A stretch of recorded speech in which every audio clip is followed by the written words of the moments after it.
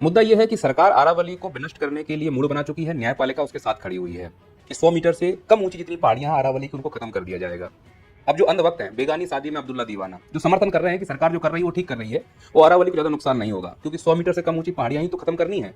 वो अरावली तो पहले ही खत्म हो रहा है और बीजेपी तो इसमें माहिर है, जो कमजोर है कानून का सहारा लेके उसे और मार दो। तो अरावली तो वैसे ही अवशिष्ट पर्वत है, घिस रहा है, कानून का सहारा लेके उसको खत्म कर दो, 4 पैसे आएंगे, अपने दोस्तों में बांट दो, देश जाए भाड़ में। लेकिन जिनको ये लग रहा है कि अरावली की सिर्फ 100 मीटर से कम ऊंची पहाड़ियां खत्म होंगी, मैं उनको समझा दूं कि 100 मीटर से ऊंची पहाड़ियों की संख्या 90% है। सिर्फ राजस्थान के सुरही जिलों के आसपास की ऊंचाई ठीक ठाक है, दिल्ली की तरफ जाते हैं तो कम होता जाएगा।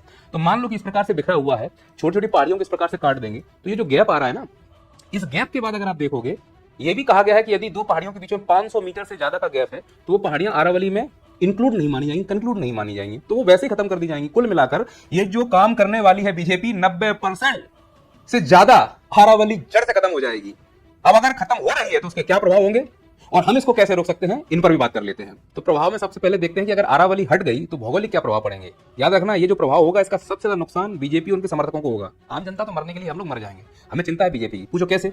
अगर अरावली हट गया तो ये वाला जो हिस्सा है यहाँ पर मरुस्थल है और ये वाला थोड़ा हिस्सा ये हरियाली का है।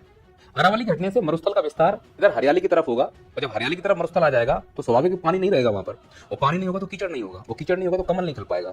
तो भविष्य में तुम भी खतरे में हो क्योंकि कमल कीचड़ में ही खिलेगा। तो अगर चाहते हो कि वहां थोड़ी बहुत हरियाली रहे, पानी रहे, तो अरावली को जिंदा रहने दो, मत काटो। दूसरा प्रभाव है राजनीतिक।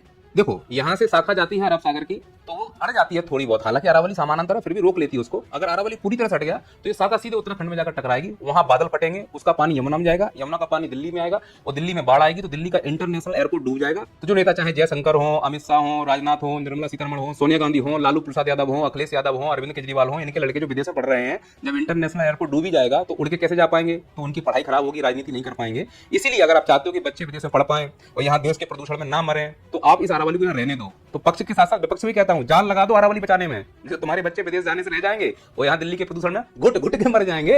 आपने सब कुछ तो बता दिया, ये भी तो बता दो ये हो क्यों रहा है, इसके पीछे का कारण क्या है? कारण बहुत स्पष्ट है। हीरावा का लाडला, काशी का लाडला, गंगा पुत्र, वो सब करेगा जो पिछली सरकार करके गई है। याद है चिपको आंदोलन उत्तराखंड में हुआ था, कांग्रेस सरकार ने दिन दहाड़े पेड़ काटे थे, तो जो कांग्रेस ने किया है वो भाई करेगा। वो ये भूल गए कि भाई जो उन्होंने गलती की है उसी गलती को सुधार के लिए तुम्हें लाए थे, तुम में और उनमें अंतर क्या बचा? जैसे का तैसा, बस सरकार चेहरा बदला है, कार्यप्रणाली वही है। तब भी जंगल काटे जा रहे थे, अब भी जंगल काटे जा रहे हैं, तब भी परेशान थे, अब भी परेशान है, तब भी बेरूपिया थे, अब भी बेरूपिया है। 5 जून पर्यावरण दिवस मनाओ, पेड़ लगाओ एक माँ के नाम, फलाना करो, ठिकाना करो, बेरूपिया कहीं के। अमेरिका के 2 सैनिक मारे गए सीरिया में, धुआं धुआं कर दिया सीरिया। इस देश की हालत ये है कि अपने ही पेड़ काटने में लगे हुए हैं। अरे भविष्य की सोचो, जो धुआं हो रहा है पूरी दुनिया में, चाहे उद्योग से हो, लड़ाई से हो, गाड़ी से हो, घोड़ा से हो, जो अरावली के पेड़ हैं, बाकी हसदो के, बक्सवा के, सिंगरौली के, दिल्ली के प्रदूषण की हालत तुम देखो। जब तुम्हारे सामने पेड़ हैं तब प्रदूषण की हालत ये है। मूर्खों, अदूरदर्शी लोगों, पेड़ कट जाएंगे तो भविष्य में बच्चों को क्या स्थिति देके जाओगे? क्योंकि तुम लोगों के बच्चे तो विदेश में उड़ जाएंगे, पहुंच जाएंगे, क्या बोलते हैं, एयर प्यूरिफायर लगा लोगे, फेयर प्यूरिफायर लगा लोगे। अरे हम जैसे गरीब कहां जाएंगे बे? इज्जत मिलती नहीं है, कमानी पड़ती है।